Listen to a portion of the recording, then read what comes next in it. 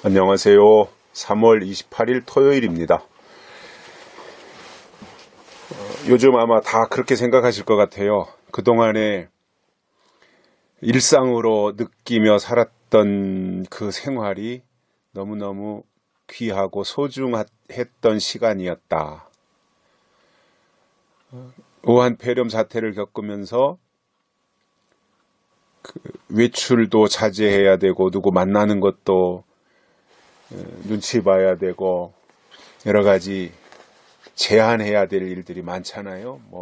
예배에 참석하는 거나 학생들이 학교에 가는 거나 운동장에 나와서 뛰노는 거나 공차거나 커피숍에 가서 사람들 만나서 수다 떨고 영화관에 가서 영화 한 편 보고 이렇게 늘 일상 속에서 당연하게 생각하고 했던 것들이 지금 돌이켜보니 그때가 너무너무 소중했구나.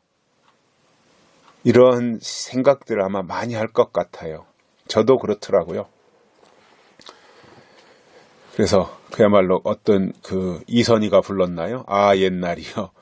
그리 오래된 일도 아닙니다만은 불과 한 2달쯤 전 우리가 한 2달여 동안 지금 이렇게 감옥 없는 창살 없는 감옥과 같은 그 생활을 하고 있는 건데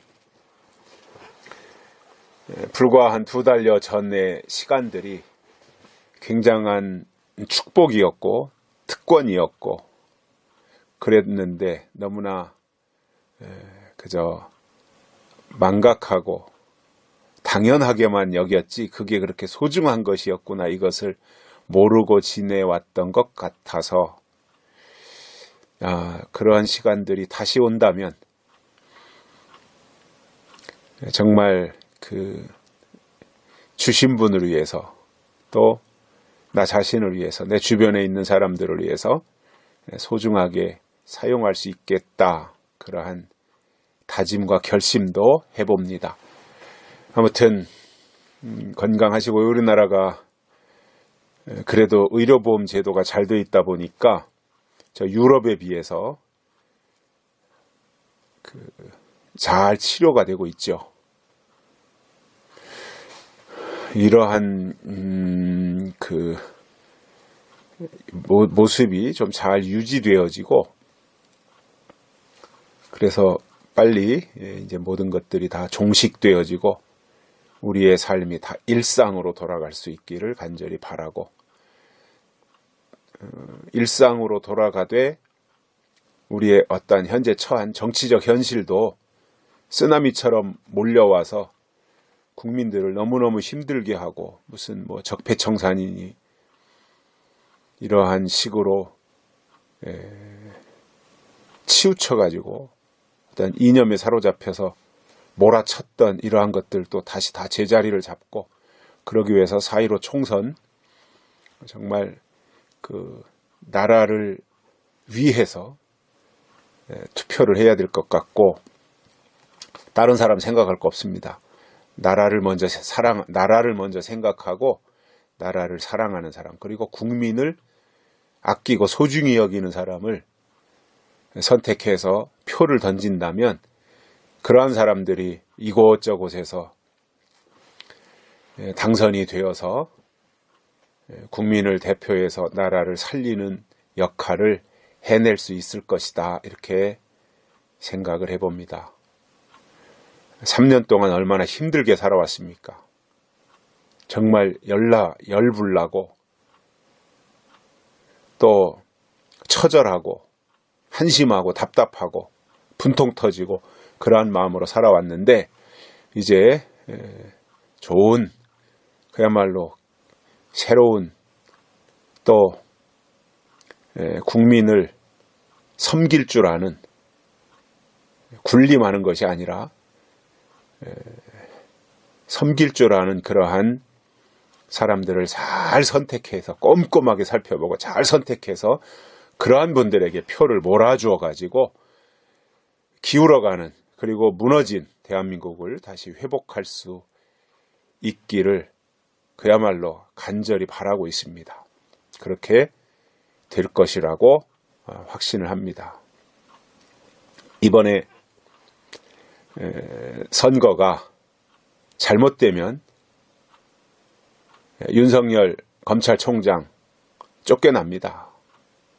그리고 이상한 사람 검찰총장에 갖다 앉히면 그동안 수사했던 것들 있잖아요. 뭐 조국이니 무슨 이 우리들 병원이니 또 유재순이 뭐 울산 선거, 울산시장 선거니 이런 거 다 묻혀버려요. 그냥 끝나버리는 거예요.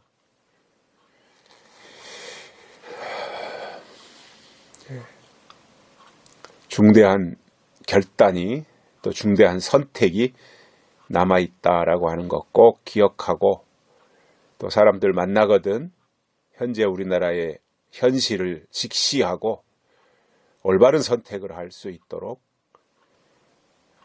해야 될 책임과 의무가 우리에게 있다 이렇게 말씀을 드립니다.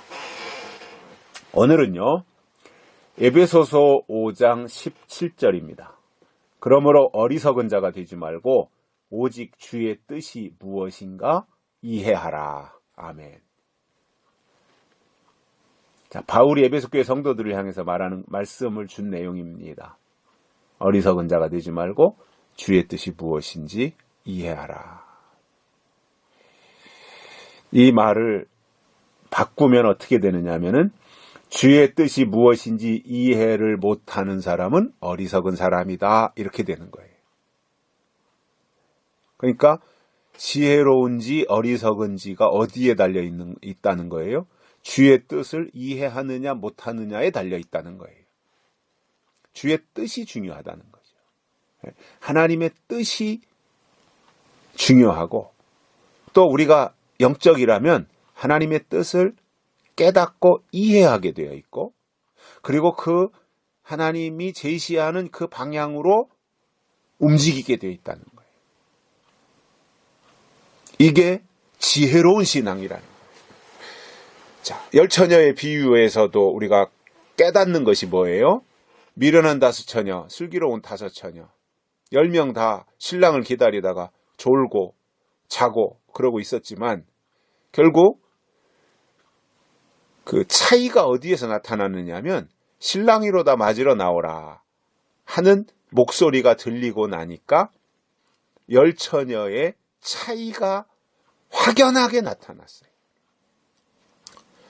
그릇에 기름을 준비한 처녀와 그릇에 기름이 없이 등잔만 들고 나간 처녀. 이것이 기다리는 동안에는 별로 차이가 없었어요. 아무런 차이가 없었어요. 겉으로 드러나는 모습은 다 밤에 신랑 맞으러 가면서 등불을 들고 갔으니까 등불 있으면 신랑을 맞이하지 않겠는가 이렇게 생각하고 다 저 열처녀가 다 이제 신랑이 오면 신랑을 맞이해서 신방에 들어가겠구나 이렇게 생각을 했는데 웬걸요? 어느 순간이 되어서 신랑이로다 맞으러 나오라고 하니까 열처녀가 들고 있던 등불이 다 꺼지잖아요. 10개의 등불이 다. 그러니 등불이 꺼졌으니 불을 밝혀야 신랑을 맞이하는데 불이 꺼졌으니 신랑을 맞이할 수 없게 되는 찰나가 된 거잖아요. 그러니까 얼마나 우왕좌왕하고 뭐 난리법석을 피웠겠어요. 그런데 이상하게도 그 등불이 다 꺼져가는 그 순간에 신랑은 오셨다고 맞으러 나오라고 하는 말은 들렸고 근데 등불이 딱 꺼져가는데 놀랍게도 슬기로운 5처녀는 전혀 동요하지 않고 당황하지 않고 그리고는 옆에 있던 기름병이겠죠? 기름병 그릇을 꺼내더니 거기에 담겨진 기름을 등잔에다가 부으니까 꺼져가던 그 심지에서 다시 불길이 올라왔고 그것을 가지고 어둠을 밝히더라는 거예요. 그러니까 우왕좌왕하던 미련한 5처녀들이 야 우리도 좀 그 기름 줘라 빌려줘 이따 갚을게. 그러니까 뭐라 그래요? 아니다 이건 우리의 쓰기에도 부족하니까 너는 파는 자들에게 가서 사라. 우리도 다 사온 거다 이거 준비해가지고 온 건데. 그러니까 그때서 알았다고 뭐 주유소로 쫓아가고 여기저기 뭐 기름집으로 가서 기름 사려고 했는데 이미 파는 자들은 다 없어졌어요. 때가 있다는 거죠. 팔 때가 있고 살 때가 있고 준비할 때가 있고 준비한 것을 그릇에 등잔에다가 부을 때가 있고 부은 그 등잔을 가지고 나가 신랑을 맞이할 때가 있고 다 때가 있다는 거예요. 그래서 신앙이 뭐냐면 그 때에 맞게 하는 게 신앙이에요. 믿습니다가 신앙이 아니라 그 때에 맞도록 하는 게 신앙이에요. 때에 안 맞는 게 불법입니다. 때에 맞는 게 믿음이고요. 그러니까 불법이냐 믿음이냐 이것은 무엇과 같으냐? 슬기로운 처녀냐 미련한 처녀냐 그거예요. 미련한 처녀들은요 기다렸지만 맞이하지 못했어요. 맞이하지 못하는 기다림이 무슨 의미가 있습니까? 기다렸다면 맞이해야지요. 근데 왜 못 맞이했어요? 잘못 알았던 거죠. 등잔만 들고 있으면 되는 줄 알았던 거예요. 그릇에 기름이 있어야 되는데 그걸 몰랐던 그릇에 기름을 가지고 신랑을 맞이하는 것이 하나님의 뜻이고 법이었단 말입니다. 근데 그 뜻을 몰랐어요. 그게 불법이죠. 그게 미련한 거고요. 자, 바울은 어떻게 말해요? 어리석은 자가 되지 말아라. 그러면 어리석은 자가 누구라는 거예요? 주의 뜻이 무엇인지 이해하지 못하면 어리석은 자가 된다는 거예요. 그런데 주의 뜻을 이해하면 어떻다는 거예요? 지혜로운 자가 된다는 거예요. 어리석으냐 지혜로우냐가 어디에 달렸어요? 이 시대에 나타내시는 하나님의 뜻을 이해하느냐 못하느냐 여기에 달려 있다는 거예요. 자, 우리에게 중요한 것은요 하나님의 뜻입니다. 이 시대에 하나님의 나타내시는 뜻. 제가 지난주에 또 말씀드렸잖아요. 하나님의 뜻은 이미 나타난 뜻이 있고 앞으로 나타날 뜻이 있다라는 거예요. 그래서 나타난 뜻을 된 일이라고 하고 나타날 뜻을 될 일이라고 하고 또 나타난 뜻을 이미 나타났으니까 이루어진 거잖아요. 이걸 역사라고 하고 나타날 뜻을 예언이라고 말한다고 그랬어요. 우리에게 중요한 것은 뭐예요? 예언이라는 거예요. 나타날, 하나님이 나타내실 뜻. 이게 중요한 거예요. 그거를 알면 지혜로운 신앙이라는 거예요. 그런데 아무리 열심히 있고 충성하는 것 같아도 이 시대에 나타내시려고 예비하신 하나님의 뜻이 무엇인지 모르면 그는 어리석은 자다 이겁니다. 주여 주여 하면서 어리석은 자가 되는 거예요. 그날 가서 얼마나 억울하겠습니까? 그런 사람들이. 왜냐? 잘못 믿은 거예요. 잘못 기다린 거예요. 등불만 들고 있으면 된다고 얘기하니까 그 말을 철떡같이 믿고 등불을 들고 있었는데 그날 가서 보니까 신랑을 맞이하지 못해요? 무슨 의미가 있습니까? 재림신앙에서 예수님이 다시 오실 때가 가까워지는 이 시점에서 신랑을 맞이하지 못한다면 그게 무슨 의미가 있어요? 그게 무슨 신앙이에요? 저는 2020년을 살고 있는 이 시점에서 정말 성경적 신앙은 하나님이 나타내시는 뜻을 통해서 다시 오시는 예수님을 맞이하도록 믿는 것이 올바른 믿음이다 이겁니다. 속지 마십시오. 속는 것은 신천지에만 속는 게 속는 거 아닙니다.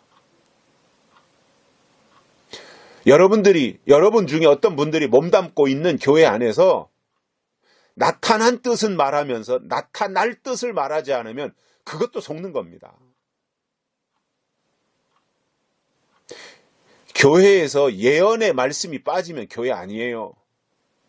50점밖에 안 되는 역사와 예언이 같이 균형을 이루어야 돼요. 이게 성경이잖아요. 성경은 역사와 예언으로 되어 있단 말이에요. 이것이 균형을 이루어야 되는 거 맞아요. 역사도 필요해요. 역사 없이 어떻게 기독교가 존재합니까? 전통이 없이 어떻게 교회가 나아갈 수가 있습니까? 역사도 필요하고 예언도 필요해요. 그런데 그동안 우리가 역사적 사실을 근거로 예수님이 이 땅에 오신 것도 역사잖아요. 성령이 이 땅에 임한 것도 역사잖아요. 예수님이 오시기 전엔 예언이었어요. 근데 예수님이 오시고 나니까 그 예언이 이루어졌으니까 역사가 된 거예요. 성령이 오시기 전에는 성령이 오시는 것이 예언이었어요. 근데 성령이 마가다락방에 오시고 나니까 예언이 이루어졌잖아요. 그러니까 이루어졌으니까 이것은 역사가 된 거예요. 마찬가지예요. 예수님이 다시 오신다는 것도 지금은 우리에게 예언이에요. 그런데 오시고 나면 예언이 아닌 거예요. 이루어지고 나면 더 이상 예언이 아니잖아요. 이것을 어떻게 이해하고 깨달을 수 있느냐 하면은 하나님의 뜻, 성경을 통해서 우리에게 나타내시는 하나님의 뜻을 알아야 된다는 겁니다. 그래서 이해하라 이런 표현을 한 거예요. 오늘 바울이. 이해하라. 무엇을 이해하라는 거예요? 주의 뜻이 무엇인지 이해하라는 거예요. 이해해야지요, 우리가. 이해하는 게 중요한 거잖아요. 상대방을 이해하는 게 중요하잖아요. 하나님의 말씀을 이해하는 게 중요하잖아요. 이해하면 깨달아지는 거예요. 깨달으면 그것이 그때부터 그의 목표가 되고 삶이 되는 거예요. 여러분, 지나간 것을 목표로 삼는 사람이 누가 있어요? 지금 50 먹은 사람이 10살로 못 따라가죠. 그죠? 30살도 못 가고 40살도 못 가고 49살로도 못 가요. 50 먹었으면 앞으로만 가는 것밖에 안 남았잖아요. 뒤로 인생은 돌이키지 못하잖아요. 역사라는 게 그런 거잖아요. 그러면 50 먹은 사람이 맨날 뒤나 돌아보고 아이고 내가 10대 때가 좋았는데 20대 때가 좋았는데 30대 때는 그래도 내가 자식 나가지고 어린 애들 재롱 보면서 아이고 그때가 좋았는데 맨날 뒤돌아보면서 그때가 좋았는데 이 사람에게 미래 없어요.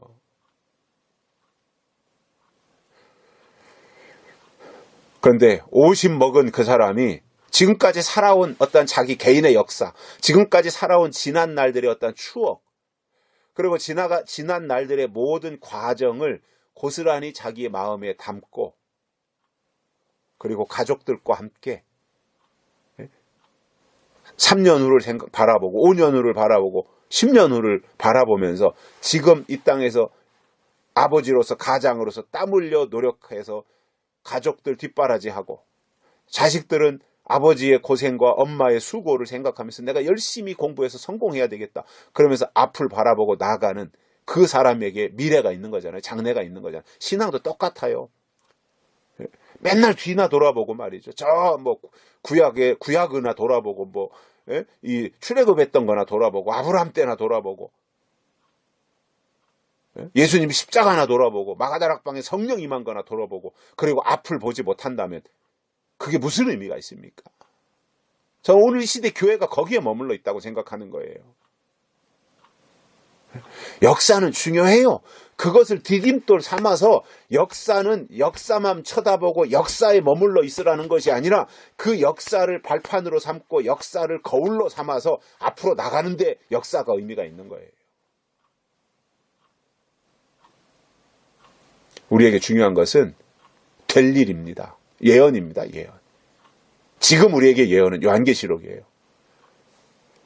그 요한계시록 속에 담겨진 하나님의 뜻이 무엇인지 이해하는 사람이 지혜로운 사람이고, 계시록을 무시하고 계시록을 외면하고 계시록은 이단들이나 하는 것이라고 이렇게 평가절하시켜버리고 맨날 옛날 사건만 쳐다보면서 나 열심히 신앙생활 잘하고 있다. 난 천국 간다. 주여 주여. 이렇게 하는 그 사람은 어리석은 자다 이겁니다. 우리가 여태까지 애써서 예수 믿고 어리석은 자가 되고 미련한 다수처녀가 되면 되겠냐는 거예요. 지혜로운 자가 되자는 겁니다. 슬기로운 자가 되자는 겁니다. 준비하자는 겁니다. 그리고 미래지향적으로 될 일을 바라보면서 앞으로 이루어질 일을 바라보면서 나가자는 거예요. 이게 하나님이 기뻐하는 신앙입니다. 감사합니다. 여기까지 하겠습니다.